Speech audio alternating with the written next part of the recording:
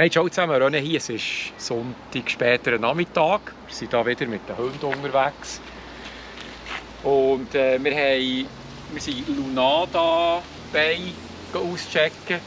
Die Idee war, dass man dort oben runter zum Meer könnte und die Hunger etwa die Hunde frei laufen, weil hier in Los Angeles County kann man die Hunde eigentlich eben nie ohne Leine lassen, ausser bei den Hundeparks.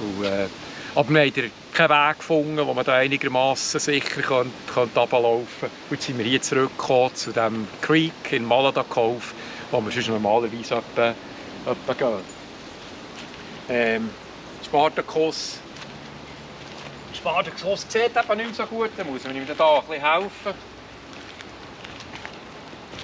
Aber sonst haben sie hier auch eine Scheissfreude, dass sie in der Gegend rumgotteln.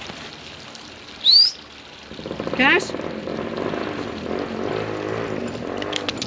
Was ich eigentlich sagen wollte, ist, dass ich den neuesten Film fertig habe auf dem Vogonten-Kanal.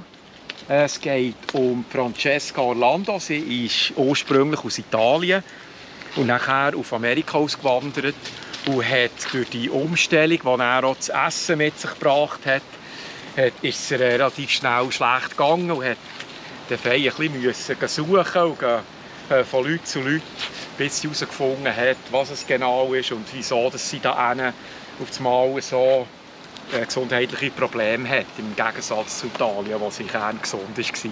Eine sehr spannende Episode und es würde mich freuen, wenn ihr da reinschaut. Den Link tue ich unten her und dann sehe ich euch auf der anderen Seite wieder.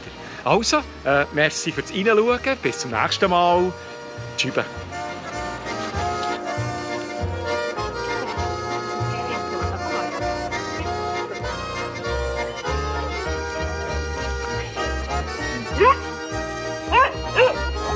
Der Müsse ist eben ein bisschen wie ein Duracell-Häschen.